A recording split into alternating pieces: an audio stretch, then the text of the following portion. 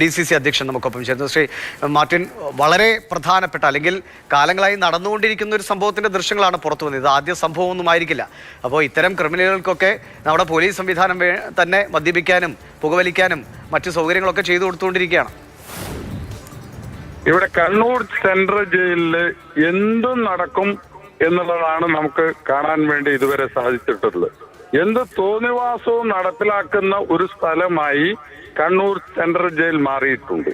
ഇത് ജയിലിലെ പോലീസുകാരുടെ സാന്നിധ്യത്തിലാണ് ഇവര് മദ്യപിക്കുന്നത്. നമ്മളെല്ലാരും കണ്ടു. പോലീസാണ് അതിന് ഒത്താശ ചെയ്തു കൊടുക്കുന്നത്. സുഹൃത്തുക്കൾ മദ്യം കൊണ്ട് കൊടുക്കുന്നു. മദ്യം മാത്രമാണോ എന്ന് തന്നെ നമുക്കറിയില്ല. അതിനെക്കുറിച്ചൊക്കെ അന്വേഷണം നടത്തേണ്ടതായിട്ടുണ്ട്.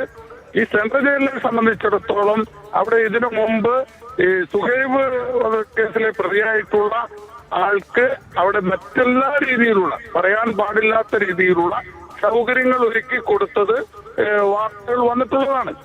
അപ്പോൾ ഇത് സെൻട്രൽ ജയിലിൽ വെച്ച് നടക്കും. സെൻട്രൽ ജയിലിന് പുറത്തോട്ട് പോയാൽ വളരെ ഫ്രീ ആയി നിന്നുകൊണ്ട് ബാറിൽ നിന്നും മദ്യപിക്കാനുള്ള സാഹചര്യവും പോലീസ് ഒരുക്കി കൊടുക്കും.